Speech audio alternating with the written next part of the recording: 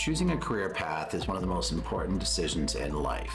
It basically is committing to the area where you're going to put a large amount of your energy, education, motivation, and desire. Also, the job market continually changing, evolving, and adapting. It's important to think about how the choices you make impact the choices in the job market. I think you're going to find that to be continually evolving. You're going to have to stay on your toes. And in this video, I'm going to give you a little bit of a framework to help you get started with thinking about things and the best way to help you. First of all, think about it as finding the right fit. Just as an employer is looking for an employee to fit the right role, you are looking for a path that's going to fit your ultimate goal and desires based on the energy you're putting into it. You need to think about the careful planning and consideration for your skills, abilities, desires, and realistic expectations for where your career can take you and what that path is going to look like. Let me talk a little bit about a personal experience around my own career path. My decision to enter education was one that I had made early on. And as technology evolved, the prevalence of technology in education became an area that I got very passionate about. And as that passion grew, I wanted to learn more. I began to educate myself more and committed more to that as my path. First of all, it came with a level of inquisitiveness, looking into topics, discovering them. And for me, it was also about being creative, expressing myself with different digital tools. And ultimately, at the heart of it, I wanted to be a creative person who was also able to write curriculum and explore their abilities with technology. Of course, as we know, technology evolves. And as you continue to learn technology, your skills evolve and you learn more things every day. What I found was I continued to evolve with that path, the point where my skills and abilities balanced out into new types of roles, not just creative roles, not just teaching roles, not just roles in which I was utilizing technology in new ways, but roles that allowed me to be creative in a much larger sense. Even like making this video. Making this video is a creative process involving technology, but it also involves the content. When you start to think about your career path, you need to think about all those divergent paths, the things you know about, the things you want to know about, and where you're going to go so they meet. On my own journey, and what I want to impart to you is really deep self-reflection. You are passionate about things. There are things that make you want to learn more. Grab those things, embrace those things, and follow them. Always give yourself a base education, give yourself a base experience. But when you give yourself a base, you also need to think about how you're going to continue to grow, evolve, and get a new experience. Do a self-assessment. Think about your strengths, your weaknesses, what you want to aspire to. And I think your path begins to unfold at that point. Ask yourself, what am I passionate about? What do I want to learn more about? What can I commit to? It's also about maturity and your ability to make those kinds of decisions. And you have to remember also that when you make those kinds of decisions, you're also committing to learn and progress and see where they take you to a certain extent. So they need to be the right type of decision, all part of your own personal maturity. I would suggest taking a range of self-assessment tests. If you feel like there are parts of you that you don't understand well, you want a better description, yes, take a career test, take a personality test, Myers-Briggs, DISC assessments. Those can help you develop a vision for who you are and what your strengths are. At the end of the day, those are just tools. They're going to give you information, and you need to decide, is that information correct? Is it pushing me in the right direction? What types of skills do I want? Where do I want to go? Ultimately, you've got to ask yourself that question. And another thing you need to think about is before you commit, just like with any commitment, you need to look at the long-term benefits and downsides, whether that's financial, the amount of education you need, the amount of skills you need to develop, your passion for the topic. All of these have to be on the front burner of what you're looking at. Commitment's huge. It's going to be your time, your energy. You don't want to get down the road with specific items like 3 to 4 to 6 months and then ultimately feel like, you know what, I'm just not feeling it. I'm not passionate about it. It's not going that direction. You don't want to be in that situation. Not only is that going to put you in a difficult situation with yourself, but if you're applying for jobs related to that field, you're going to look like you're backing out. You're looking like you're hesitant. Nothing's working worse than that. And it's going to hurt your motivation because of the amount of time you committed to something you're really not passionate about. So how are you going to learn about the industries? How are you going to get experience? How are you going to learn more? Well, you need to, first of all, identify what are the potential careers, the roles, the things you're interested in. You can go on LinkedIn, you can start to do some research, you can look at job descriptions, you can identify existing roles, what they have for education or certifications or components to help you build a resume, to help you get one of those types of positions. But you also have to understand that a tremendous part of this is also your ability to network and connect with others around these roles and develop your understanding and sense of knowledge around the roles you want to make sure that you are getting the right experiences. This is going to include a review of the job market, your education, your skills, your experiences up until this point. If you have not acquired new ones, you cannot just jump to the front of the line. So let's start with more people end up, right? So if you're interested in a particular career or pathway, internships,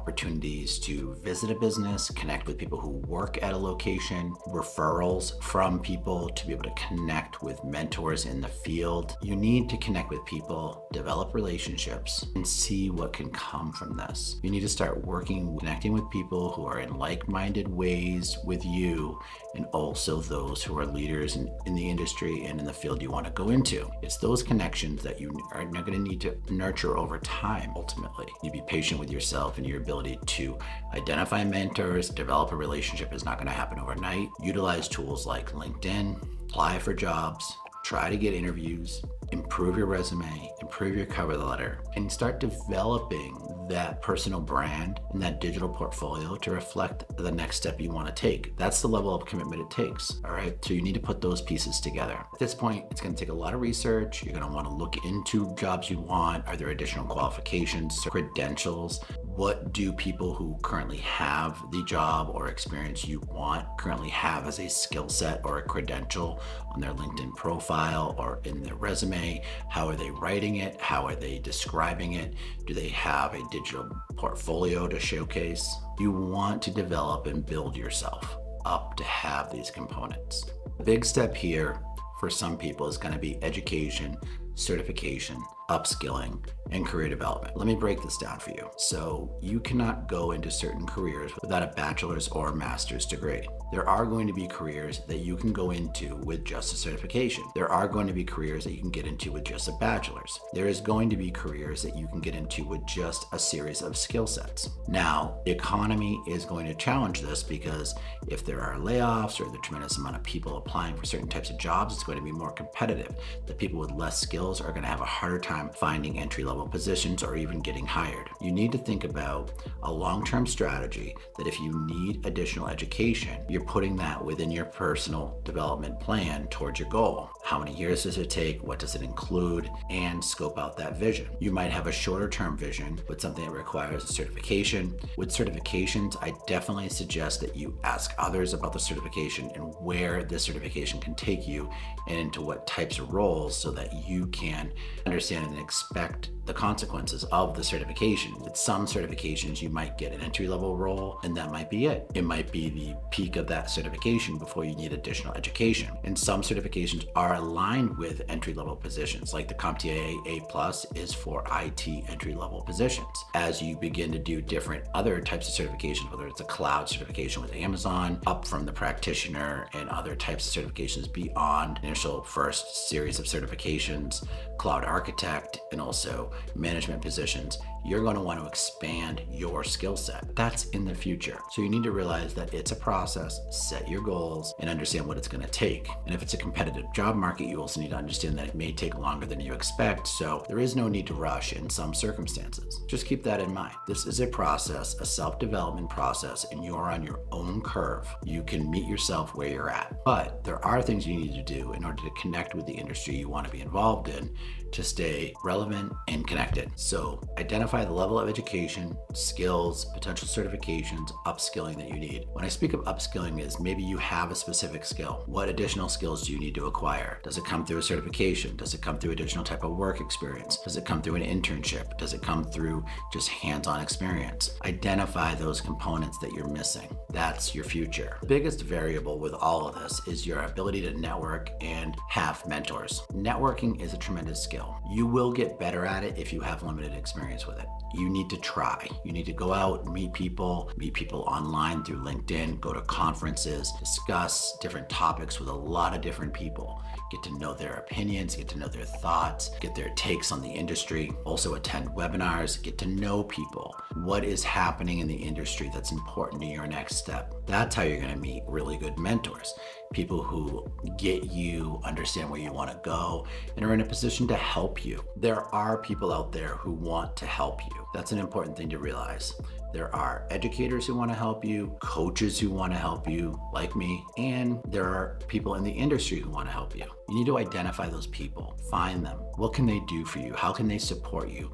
How can you not be alone in this process? I've had a tremendous life experience going from technology, education, the arts, a wide variety of experiences. My career path kind of unfolded. A lot through education, experiences in technology, and learning. It all comes down to learning. I didn't stop educating myself at any one point until I was at another stage, and I could ask myself, where do I want to go from here? When you complete one big step in your process, you need to ask yourself, where do I want to go from here? Where's my passion lie? Hopefully, your passion is a lifelong experience. There's also a tremendous amount of transitions that you can think about taking. You can take some of the acquired skills you have at a data analyst job and apply them to a computer science job with additional training. That's the key. What's the additional training that takes you from one place to another? You need to identify that and give yourself room to acquire it. You also want to keep on top of the tech industry and see what's changing. Sometimes it's going to change ahead of you. If you're going on a career path, make sure the path is open. It's something that's not changing overnight. It's something that's going to be available. You need to make sure that the path you're going on stays available. Nothing's worse than picking a path that has an end date or a timeline that you just see ending. Make sure that it's in a field where there's going to be continual development, changes, so you can go along with that curve. And from the people that I've worked with, and I know students and friends and colleagues, even taking a course, learning something new is always going to not only reflect you as a professional learner, but also someone who's not afraid to grow and learn. So if you're not quite sure about something, there's nothing wrong with being curious, taking it on to the next level and applying yourself and adding it to the resume as part of your lifelong career experience. Don't neglect your development. Don't be afraid of making the wrong choice. You're going to know if the choice is wrong, if it's not feeling like you're progressing or you're going in the right direction. Don't force yourself down a road that you have the wrong intentions for. The right road is going to feel like something you're passionate about, you're willing to learn about, and you want to apply yourself to. The wrong road is something that you are continually waiting for the result on. Continually. And you hate the learning related to it. You have to be passionate about your topic. If you hate the topic, you need a new direction. Find something you're passionate about or something that you can make work, all right? And be reasonable. Find a passion with something that you enjoy the acquisition of learning related to it. You won't know until you try something as well. A lot of people like to complain about this or that, but they often don't try it. Try it, see if you like it, see if there's something about the experience or the type of work that you just aren't aware of. Always be on top of your skill gaps. When you look at other people's resumes or jobs that are posted that have specific skills, identify if you need those skills. You need to go get them. What are the gaps? Why are those gaps there? Why have you not addressed those gaps? Those gaps are the first things that you need to start to address to shift into a new career path, because that's what you need to have in your profile, your brand, what you're going after. Now, it's okay to pick something that you don't have the skills in yet, but you have to make a short and long-term plan around addressing those gaps.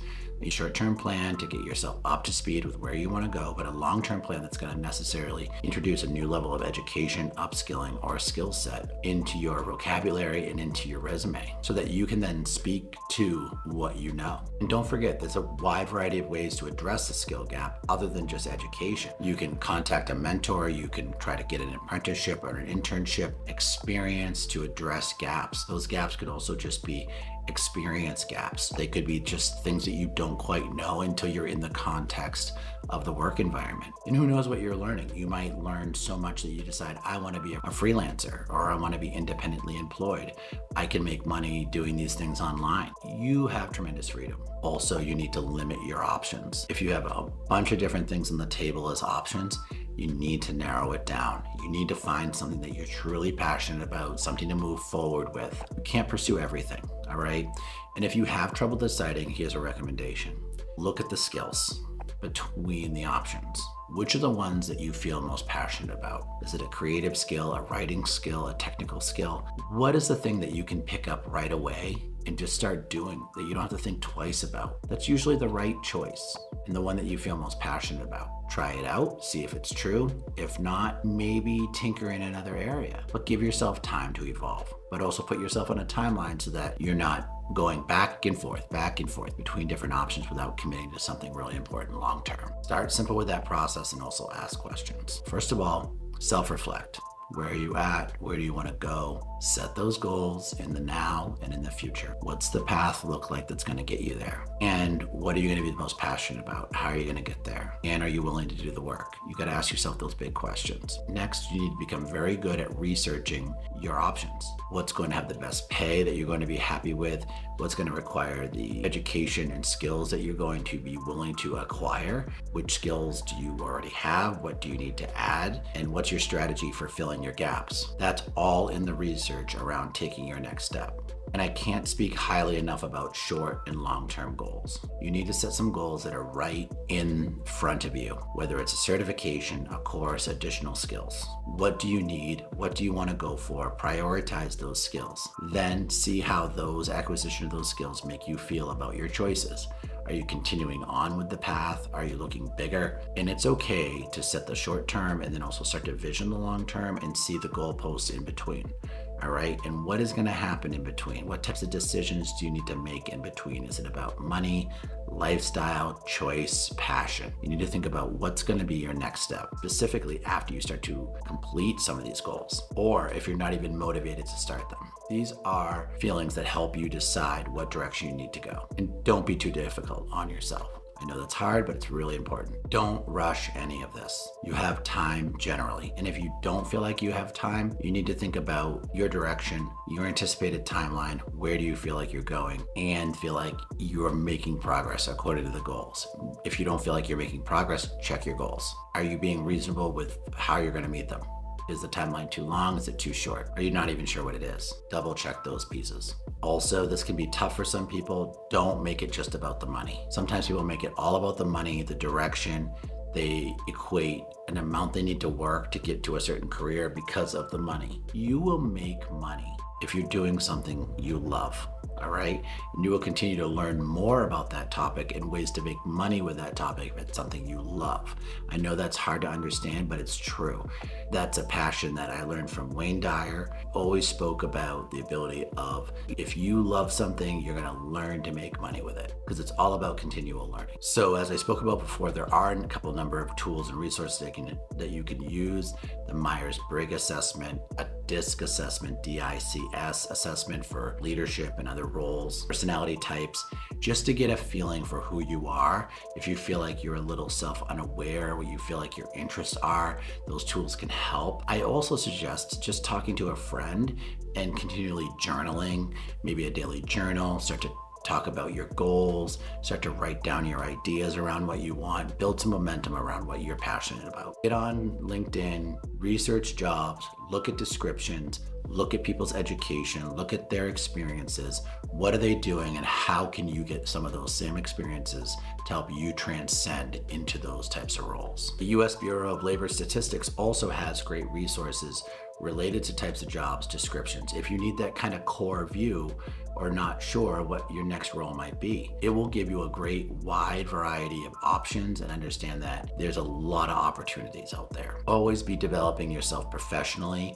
and be aware of what your next steps might be. Stay ahead of the game, be ready to move up, be always interested in the next step and your next level of learning. This can include online courses, this could include a discussion with a friend, which helps move you forward. This could include journaling, upskilling, acquiring a new skill, a new technical task, anything that moves you forward is going to be great for your future.